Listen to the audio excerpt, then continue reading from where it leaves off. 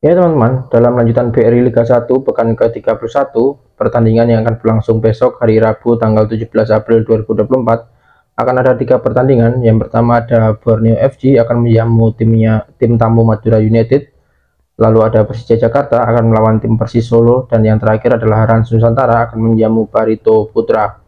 Oke, yang pertama adalah Borneo FC akan menjamu Madura United bermain di Stadion Batakan Balikpapan, kick off jam 3 sore dan akan disiarkan langsung di Indosiar.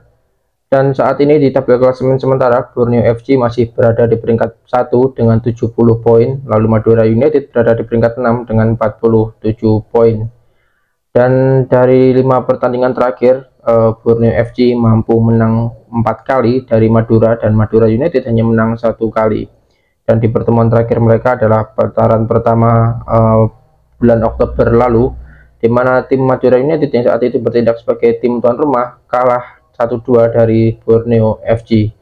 Ya, kita tahu Borneo FC sudah dipastikan lolos ke fase Champions Series. Jadi 4 pertandingan sisa ini bisa dikatakan jika mereka mau mencoba pemain yang ada boleh, mau tetap gaspol juga boleh, karena ya mereka sudah tidak ada keharusan lagi untuk mencapai kemenangan atau bagaimana, karena target lolos ke fase Champions Series sudah tercapai.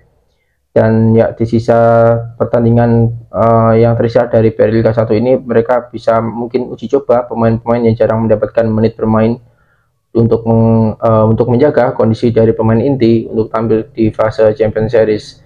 Lalu untuk Madura United, mereka masih berjuang untuk dapat lolos ke fase Champions Series atau mengejar peringkat 4 klasemen, di mana mereka saat ini berada di peringkat 6 setelah tadi sore tim Dewa United menang atas Persebaya mengumpulkan poin sama, namun selisih gol Dewa United lebih unggul daripada Madura United.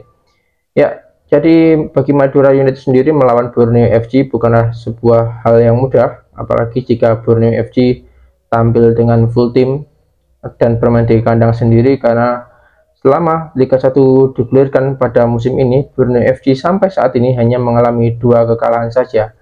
Jadi ya, misi berat bagi Madura United untuk dapat menggapai posisi 4 besar. Ya, lalu pertandingan berikutnya ada Persija Jakarta akan melawan Persis Solo bermain di Stadion Gelora Utama Bung Karno, kick off jam 7 malam dan juga akan disiarkan langsung di Indosiar. Dan dari tabel klasemen sementara saat ini, Persis Solo berada di peringkat ke-8 dengan 44 poin, lalu Persija Jakarta berada di peringkat 11 dengan 38 poin. Ya, dari catatan head to head dalam 3 pertandingan terakhir, kedua tim sama-sama saling mengalahkan dan 1 kali hasil seri. Dan di putaran pertama lalu saat Persis Solo menjadi tim tuan rumah, Persija Jakarta mampu menahan Persis Solo dengan skor 2-2. Ya, ini juga menjadi sebuah misi sulit bagi Persija Jakarta meskipun mereka bermain di kandang di Stadion Utama Gelora Bung Karno, karena kebanyakan dari pemain Persija tidak dapat tampil pada match kali ini, terutama pemain-pemain muda mereka yang dipanggil ke Timnas U23 untuk mengikuti ajang Piala Asia, di mana ada 5 pemain dan rata-rata pemain yang dipanggil adalah pemain dari Persija yang menjadi pemain inti di lini belakang.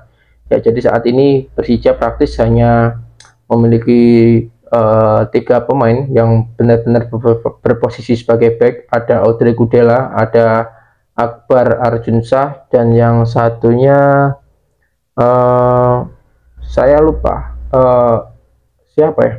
Ada pemain muda, namun ya Hamzah Muyama juga masih belum bisa tampil sampai musim ini selesai. Jadi ya tugas berat bagi Persija untuk melawan Persis Solo yang kita tahu dalam beberapa match terakhir mereka tampil agresif sekali, terutama pemain asingnya mau Sidibe. Ya, namun Persis Solo bertandang ke Jakarta juga tidak membawa strikernya Ramadan Sananta yang juga dipanggil untuk membela timnas U23 di ajang Piala Asia kali ini. Ya, jadi besok bisa dipastikan pertandingan pasti akan berjalan seru meskipun Persija banyak pemainnya yang absen, namun Persija adalah Persija dengan Thomas Doll yang menjadi peracik strategi yang mampu membuat Persija tampil sangat baik pada musim ini. Oke, lalu untuk pertandingan ketiga ada Rans Nusantara akan menjamu Barito Putra. Pertandingan digelar di Stadion Sultan Agung Bantul, kick off jam 7 malam dan akan disiarkan atau live stream di video.com. Saat ini Barito Putra berada di peringkat ke-9 dengan 41 poin, lalu Rans Nusantara berada di peringkat ke-14 dengan 34 poin. Ya, ini dari 4 kali pertemuan kedua tim, Barito Putra menang 1 kali, Rans menang 1 kali, dan seri 2 kali. Dan di putaran pertama lalu, tepatnya di bulan September, Barito Putra hanya bermain imbang melawan Rans ketika bermain di kandang dari Barito Putra. Ya, namun kita tahu bahwa Rans Nusantara antara putaran pertama dan juga putaran kedua ini sangat berbeda jauh, di mana di putaran pertama Rans berhasil tampil dengan sangat bagus dan sangat superior, mampu bersaing di peringkat atas. Namun di putaran kedua seperti hilang semua penampilan Rans di putaran pertama, di mana Rans saat ini terpuruk di peringkat 14 dengan 34 poin dan hanya selisih 3 poin saja dari tim yang saat ini menghuni zona degradasi, yakni Arema FC. Jadi sisa 4 pertandingan, jika Rans masih tidak bisa memaksimalkan pertandingannya tersisa, maka bisa jadi mereka juga akan bersaing untuk menghindari zona degradasi, karena Arema dengan 31 poin, Persita dengan 32 poin, lalu Rans 34 poin.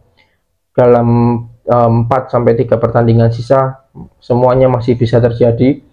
Dan dimana kita tahu Persita di pertandingan terakhir kemarin juga tampil sangat bagus melawan Persib Bandung. Dan ya, kita lihat saja besok pertandingan atau hari terakhir dari pekan ke-31. Semoga pertandingan semuanya berjalan seru. Oke teman-teman, sekian untuk video kali ini. Terima kasih sudah menyaksikan dan sampai jumpa.